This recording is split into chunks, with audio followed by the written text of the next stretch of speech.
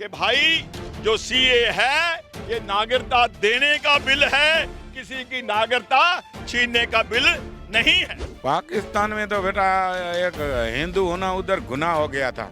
नागरिकता मिल जाएगी तो हम खुल के काम भी कर सकेंगे और बैठने के लिए जगह भी ले सकेंगे। यहाँ जो दिक्कत है उसके से वो दिक्कत के सामने में कुछ दिक्कतें नहीं। नेता का सजा जनता काट रही है। सारी रात जश्न मनाया, नाच कूद मंदिर पे जाके सबने खुशियां मनाई। इनका काम है कि जो काम अच्छा काम सरकार मोदी सरकार कर रही है उसका विरोध करना। हमारी मोदी सरकार एक एक करके वो सारे काम कर रही है। वहाँ मुसलमान मतलब वहाँ पाकिस्तान में भी इतने तंग करते थे और यहाँ आ जाएंगे तो फिर ज़्यादा दिक्कत बढ़ जाएगी। हम जहाँ वहाँ पढ़ने जाते थे वहाँ मुसलमान हमें पढ़ने नहीं देते थे, छेड़ते थे, इसीलिए हम वहाँ नहीं पढ़ने जाते थे। नमस्कार, मेरा नाम हसन रजा है और आप देख रहे हैं तेज़ तर्रार। इस वक्त मैं मौजूद हूँ दिल्ली के मजनू के टीला के पास और यहाँ पर कुछ लोग मौजूद हैं जिनसे हम बात करेंगे। आज आपको बता दें कि CAA लागू हो चुका है, इसलिए हम पाकिस्तानी शरणार्थियों से बात करेंगे कि वो इस फैसले से कितना खुश है। भाई देखो ना, इस सनातन धर्म बचा है और ये बेघर थे। ये जो अपना CA पास हुआ है तो इनके गले की फांसी से छुटकारा मिल चुका है और इनको नया जीवन मिला है। जैसे पाकिस्तान की जेल से छुटकारा मिल चुका है इन परिवारों को। और क्या क्या दिक्कतों का सामना करना पड़ता था? वहाँ तो बहुत दिक्कतें थी। वहाँ धर्म जितने मंदिर थे तोड़े जाते हैं, ठीक है, और इसी प्रकार मंदिरों को तो गाय मांस खाने पे मजबूर करते हैं, रोज़गार नहीं बना पाते हैं और बहन बेटियों के साथ इज्जत लूटी जाती हैं। सरकार की तरफ से कोई न्याय नहीं मिलता है। हाँ, ये देखते हुए हमने सब कुछ छोड़ दिया, यहाँ आ गए। यहाँ पर आपको किन किन दिक्कतों का सामना करना पड़ा था जब आप यहाँ पे आए थे? तो बस अभी मोदी ने ये बना दिया तो हमारा सब छुटकारा ख़त्म हो गया। नागरिकता का जो हो गया वो छुटकारा ख़त्म हो गया। हाँ। आप लोग क्या काम करते हैं? आप क्या काम करते हैं? खेती बाड़ी का। खेती बाड़ी यहाँ पे कैसे काम होता है? बाहर अच्छा है, अच्छा है। अपना खेत है या फिर किसी और का? ठेके पे लेते हैं। मैंने CAA को लागू किया है तो इसके बारे में आपके क्या विचार है? देखिए, ये CA जिस समय नेता ने बंटवारा देश किया उसी समय यह लागू था। बीच में हटा दिया, लेकिन जिसमें देश बंटवारा किया हुआ इस्लामी देश अपने को घोषित किया तो वहाँ गैर इस्लामी को वहाँ जगह कहाँ है? वहाँ न नौकरी है, न चाकरी है, न ज़मीन है, न जगह है और न कोई व्यवस्था है, तो वहाँ कहाँ रह सकेगा लोग? तो वो आना तो चाहिए ही। अगर उस समय ज़मीन जगह था, कुछ पैसा था तो मान लिया कि वो लोग सब लोग रहने लगा। अब बाद में सब छीन लिया तो बाप बाप करके सब भागता है, नहीं तो मारा जाता है। जब मारा जाता है तो याद आता है क्या करें, तो भाग भाग के जान बचाने के लिए आता है। तो लागू का है कि यहाँ जो वक्फ बोर्ड का ज़मीन है, जो यहाँ के इस्लामी वहाँ जाने वक्त छोड़ा है, वो इस्लामी के पास नहीं होना चाहिए। ये आए ही बांग्लादेश या पाकिस्तान से आए हिंदू शरणार्थी के टीम को होना चाहिए। तो आप कहाँ से आए? आप पाकिस्तान से आए या भारत से? का गुरुए है। आप पाकिस्तान से आए या भारत से? हाँ, पाकिस्तान के। पाकिस्तान में कहाँ से आए आप? सिंध से।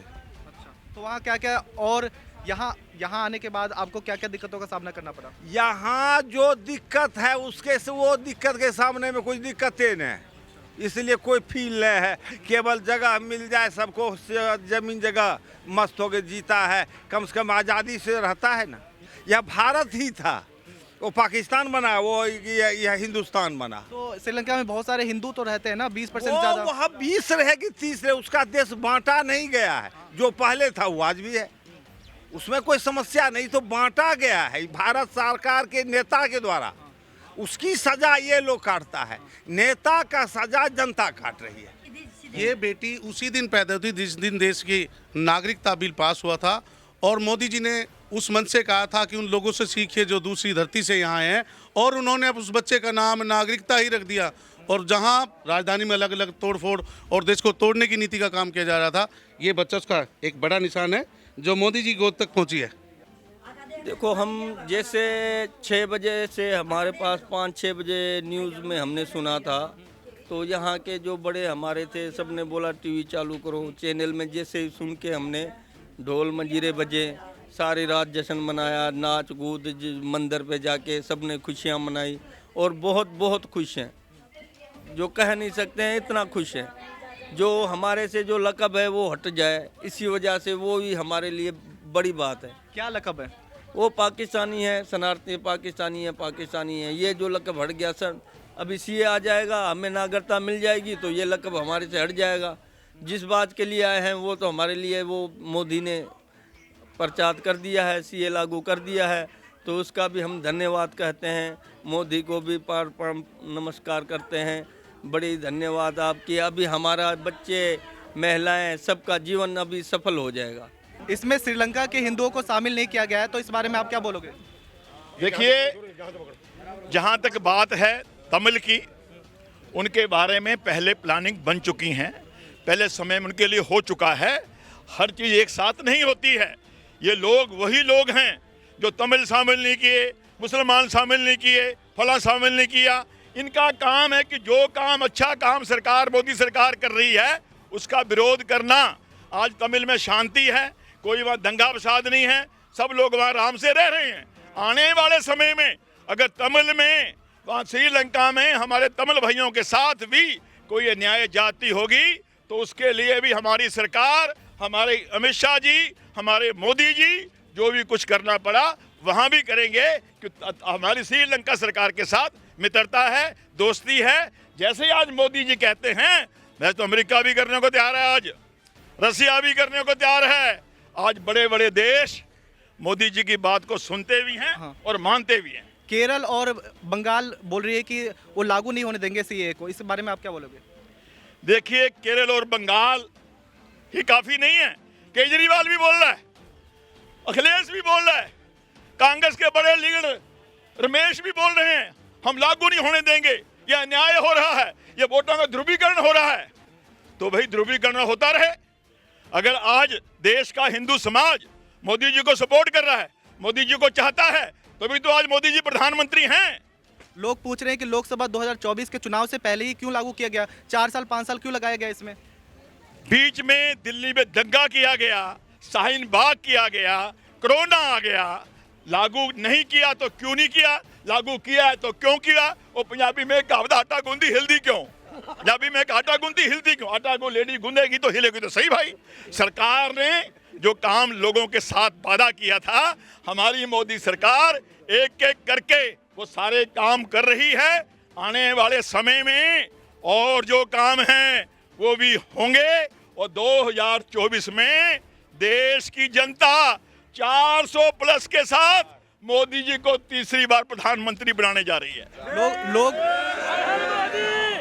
जो लोग मुसलमान लोग जो आज़ादी के बाद से देश में आ चुके हैं तो उनको नागरिकता नहीं मिलेगी, इस बारे में आप क्या बोलोगे? देखिए, ये एक भ्रम फैलाने का प्रयास किया जा रहा है। सीए है क्या कि जो लोग 2014 से पहले अफगानिस्तान से, पाकिस्तान से या बांग्लादेश से परेशान होकर के आए हैं, प्रताड़ित होकर के आए हैं, उनको नागरिकता देने की बात है। किसी मुसलमान की नागरिकता नहीं छीनी जा रही।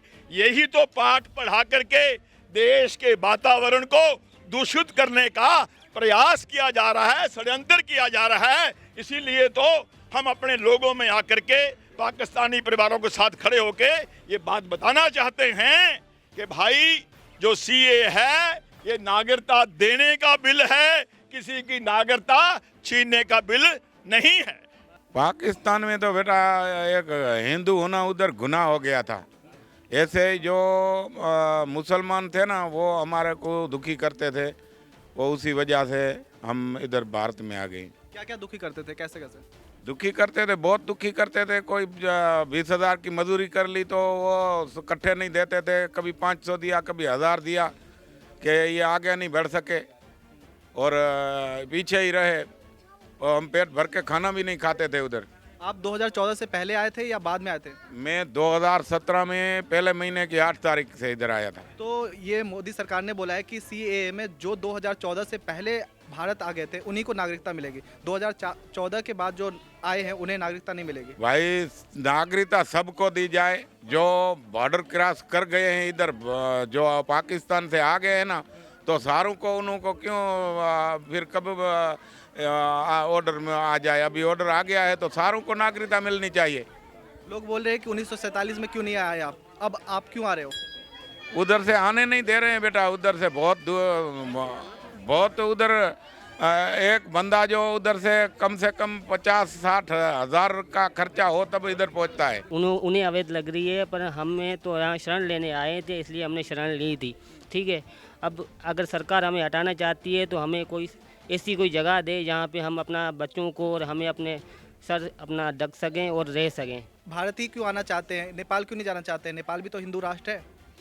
क्योंकि हम भारत के हैं, हमारे दादा परदादा थे वो भारत के ही थे, ठीक है ना। उसी लिए हमारा पहले से यही सपना था दादा का, तो वो कहते थे कि कभी भी हम रहे ना रहें आप भारत चले जाना, क्योंकि हम हिंदू हैं, हमारा देश है भारत। आप लोग कब भारत आए थे? 12 महीने 12 महीने हुए। तो अभी आपको तो नागरिकता नहीं मिलेगी। मिलेगी तो सही है। पाकिस्तान में आपको किन किन समस्याओं का सामना करना पड़ता था जिसकी वजह से आप भारत आए? बहुत सारी समस्या से हमें सामना करना पड़ता था, इसीलिए अपने देश में आए। हाँ, अपने देशवासी हो गए। अब जल्दी से हमारा नागरिकता बन जाए। आप कब आए थे यहाँ पे? हमें 12 महीना हुआ है। 12 ही महीने हुआ है। तो आपको तो नागरिकता नहीं दिया गया है अभी? हाँ, अभी नहीं मिली है। अब और लोगों की नहीं, हम इनके साथ हैं। तो आपको यकीन है कि आपको भी नागरिकता मिलेगी? हाँ, मिल जाएगी, भगवान चाहेगा तो मिल जाएगी। कैसे आए थे आप यहाँ? आप लोग कितने लोगों के साथ आए थे? हम 7 बंदे, अपने घर वाले 5 मेरे बच्चे, 2 एक मेरा हस्बैंड, एक मैं। कैसे आए थे? ट्रेन से आए थे, बस से आए से आए थे, लाहौर से आए थे, ट्रेन से, वाघा बॉर्डर से। हाँ। पाकिस्तान में क्या क्या समस्या होती थी आपको? कुछ नहीं, बस वहाँ महंगाई बहुत सी है। महंगाई की वजह से? हाँ, महंगाई है। मोदी सरकार ने तो बोला है कि सिर्फ जो धर्म के आधार पर सताए गए हैं उसी को नागरिकता दी जाएगी, महंगाई के आधार पर तो नागरिकता नहीं दी जाएगी। महंगाई पे नहीं, हमारे बच्चे वगैरह नहीं निकल सकते थे बाहर। वहाँ मुस्लिम लोग है, वहाँ पाकिस्तान का इलाका है, हम जहाँ भी जाते थे डर के मारे जाते थे, इसलिए हम आए अपने देश। हम तो यहाँ शरणार्थी बन के आए हैं। पाकिस्तान से आप भारत क्यों आ रहे हैं? भारत तो बहुत सारी दिक्कतें। क्या क्या दिक्कतें? वहाँ तो हम अपने बच्चों को पढ़ा नहीं सकते थे। हाँ, और घर बार छोड़ के आए हैं। हमारे बहुत सारे पीछे रह गए हैं। मेरे सास ससुर है, सास है, नन्ने हैं। तो उनसे फ़ोन पे बात होती है? हाँ, होती है, पर वो बहुत सारी दिक्कतें बताते हैं कि आटा महंगा है और वहाँ हमारा गुजर नहीं होता, और किसी तरह से हमें भी बुला लो। सब उनके मतलब भारत में आए हैं तो सभी भारत के बच्चे हैं। अच्छा, कुछ मुसलमान भी भारत आना चाहते हैं अलग अलग देशों से, तो क्या उन्हें आने देना चाहिए? मुसलमानों को नहीं आना चाहिए। क्यों नहीं आने देना चाहिए? नहीं, क्यों? वहाँ मुसलमान मतलब वहाँ पाकिस्तान में भी इतने तंग करते थे, और यहाँ आ जाएंगे तो फिर ज़्यादा दिक्कत बढ़ जाएगी। यहाँ भी तो बहुत सारे मुसलमान रहते हैं। वो तो मुसलमान रहते हैं, मतलब यहाँ तो ऐसा है ना, अपने मुसलमान भी रहते हैं तो भाई बन के रहते हैं, और वहाँ तो मतलब वहाँ इधर तो मतलब हम हिंदू हैं तो हिंदुओं की तरह व्यापार व्यवहार करते हैं, और वहाँ तो मुसलमान ऐसे होते हैं ना, तो मतलब अपनी बेटियों को बुरी नज़र से देखते हैं। और मेरी बेटी है ये, मैंने 5 तक पढ़ाई है, उसको आगे नहीं पढ़ा सकी। क्यों, ऐसा क्यों? तो वहाँ तो देखो ना, बच्चियों को कोई अच्छी लड़की देख जाए, जवान बच्ची देख जाए तो उठा के ले जाते हैं, वो सही बात नहीं है ना।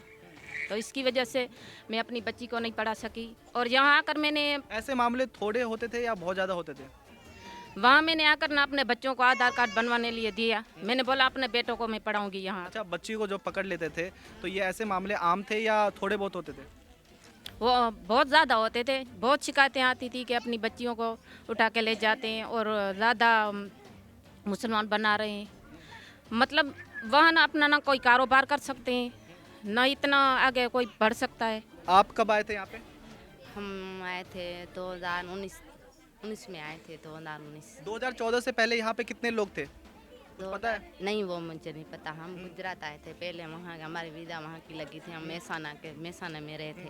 हाँ, आप लोग भारत ही क्यों आना चाहते हैं, नेपाल क्यों नहीं जाना चाहते हैं? नेपाल हम नहीं जाना, भारत हमारा देश है, हमारा धर्म हिंदू ये है हमारा। वहाँ भी तो हिंदू है, वहाँ भी ज़्यादातर लोग तो हिंदू ही है। नहीं, हमें ये इंडिया ही हम अपना देश ना समझते हैं, ऐसे हम अपनी यही हमारी धरती है, यही इंडिया ही हमारा देश है। पाकिस्तान में आपको क्या क्या समस्याओं का सामना करना पड़ा था? वहाँ तो बहुत सारी समस्या है, बहुत सारी हैं। क्या क्या समस्या है? वहाँ हमारी बच्चियाँ वगैरह स्कूल बड़ी होती हैं तो स्कूल नहीं जा सकते हैं। बच्चे क्यों नहीं जा सकती हैं? बस वो कोई खूबसूरत, थोड़ी सी खूबसूरत हो तो उसे उठा ले जाते हैं, ज़बरदस्ती उठा ले जाते हैं। और तो पुलिस कुछ नहीं करती है क्या वहाँ? पुलिस कुछ नहीं कर सकती, पुलिस खुद भी शामिल होती है उसमें, पैसे दे देते हैं उनको। फिर तो आप यहाँ पर भारत कैसे आए थे? हम भारत आए थे, ट्रेन में आए थे। हाँ, तो क्या कहकर आए थे आप सरकार को?